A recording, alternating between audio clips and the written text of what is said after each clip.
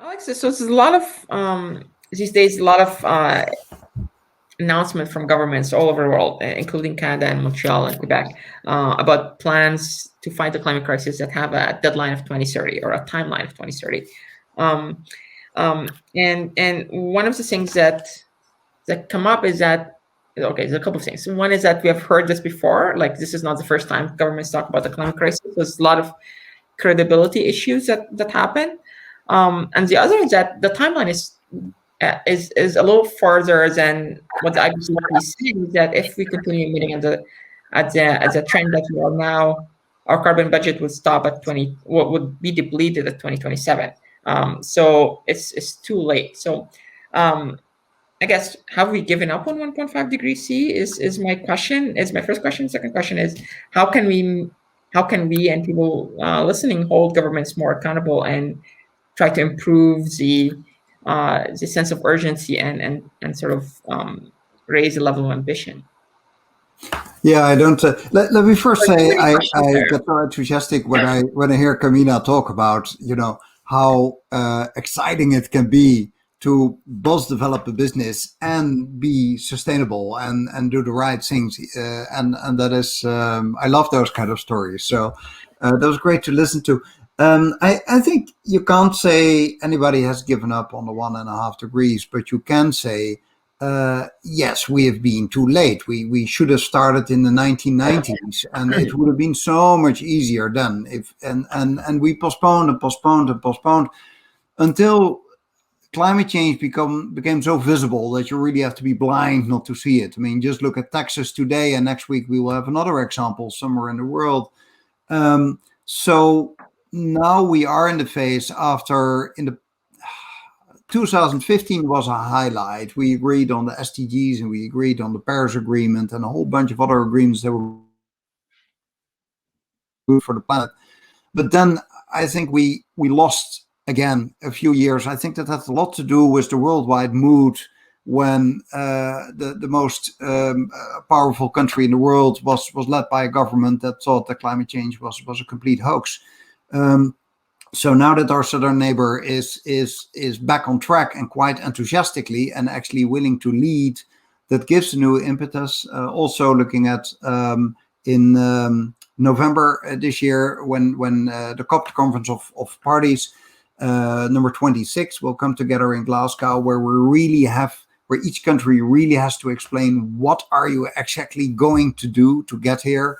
I think that is that's a positive development on this 10-year time frame, whereas we're running out of time in 2027. Well, it's not that if we go through the 1.5 degrees that all is lost. It is of course we should try to stay below 1.5 and preferably even lower, but still, let's say a 3-degree warmer world is a complete nightmare, but a 4-degree world is even a worse nightmare. So anything you can do to slow it down remains relevant.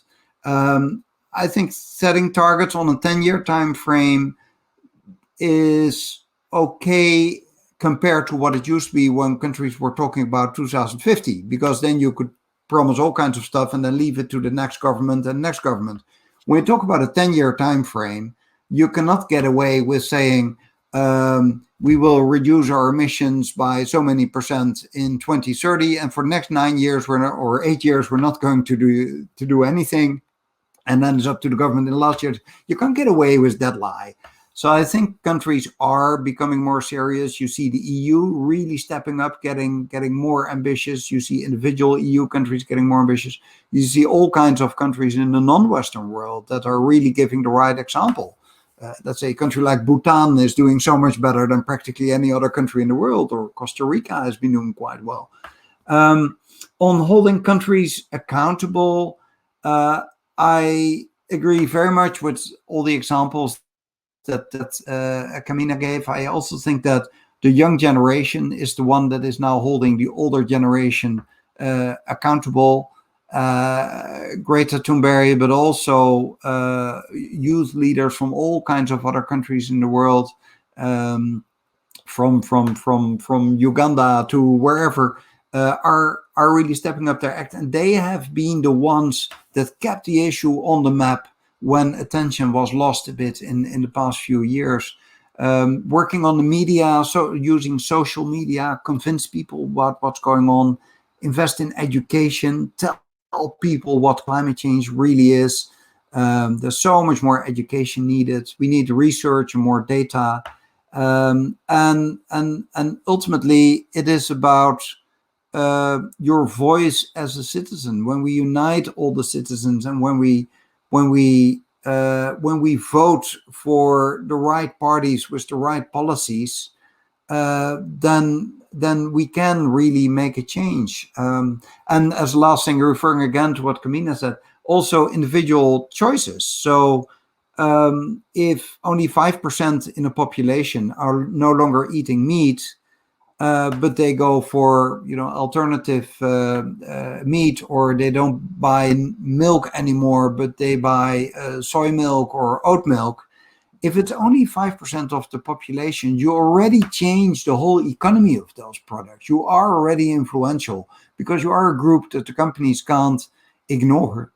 So with small steps that you can take yourself, you can make a change, especially if you do it with other people together. I think the one that I just mentioned on milk is interesting. Seeing if you're now in a supermarket, you see so much, both in Canada as well as in the Netherlands, you see so many alternative milk products compared to just 3 or 5 years ago.